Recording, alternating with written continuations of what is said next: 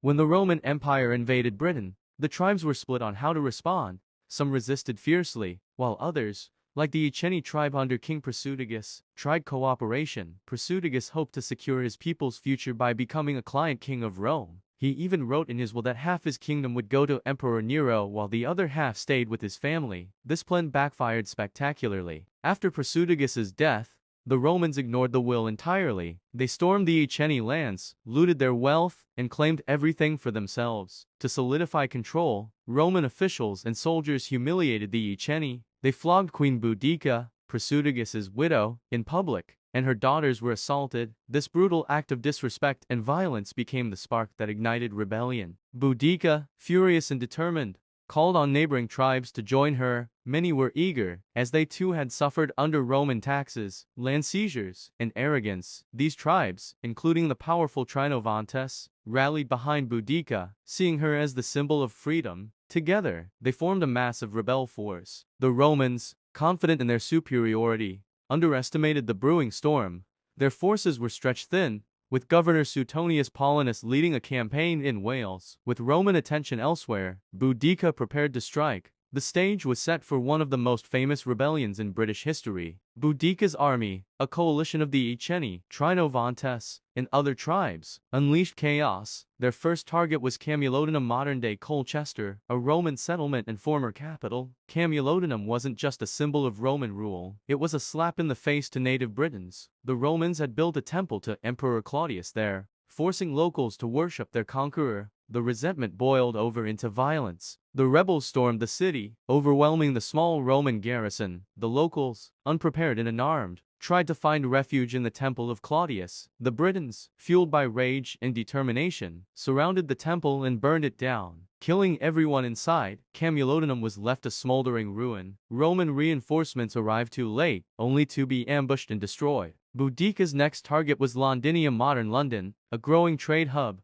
Governor Suetonius Paulinus, hearing of the rebellion, rushed back from Wales but deemed Londinium indefensible. He evacuated his troops, leaving the city's inhabitants to their fate. The rebels arrived and showed no mercy. They slaughtered men, women, and children, looted everything of value, and burned the city to ashes. The pattern repeated in Verulamium, modern Street Albans, where Boudica's forces wreaked havoc. Archaeological evidence shows a thick layer of ash in these cities, a testament to the destruction. By now, the rebellion had claimed tens of thousands of Roman lives, but cracks began to show. The Britons, though numerous, were indisciplined. Their strategy relied on brute force and overwhelming numbers, while the Romans were trained for endurance and precision. Suetonius regrouped his forces and chose the site for the final battle, a narrow pass flanked by forests, ideal for defending against a larger enemy. Boudica's forces, confident after their victories, marched to meet him. The decisive clash came at an unknown location, often thought to be near modern-day Watling Street.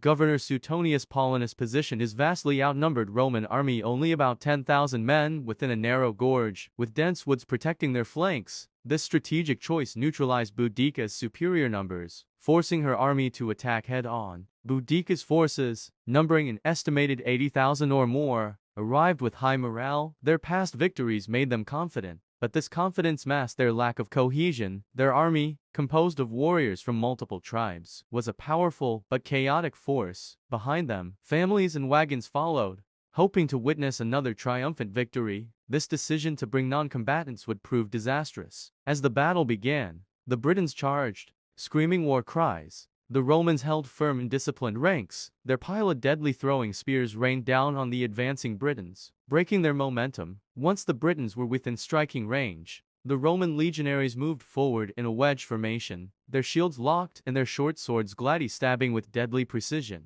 The Britons, unprepared for such calculated resistance, faltered. Panic spread as the Romans pressed forward relentlessly. The narrow battlefield left no room for retreat. The wagons and non-combatants trapped the fleeing warriors, turning the battlefield into a slaughterhouse. Estimates suggest that up to 80,000 Britons were killed, while Roman casualties were minimal. Boudica herself vanished from the historical record after this defeat. Some accounts say she took poison to avoid capture, others suggest she fell ill and died. Whatever the case, her rebellion was over. Rome reasserted its dominance, and Governor Suetonius launched harsh reprisals, punishing tribes that had supported the uprising. Despite her defeat, Boudica became a symbol of resistance and defiance. Her story was later recorded by Roman historians Tacitus and Cassius Dio, who cast her as a courageous, if ultimately doomed, leader. Her legacy endured, inspiring countless retellings and even becoming a rallying point for British nationalism centuries later. Though the revolt failed to overthrow Roman rule, it shook the empire to its core,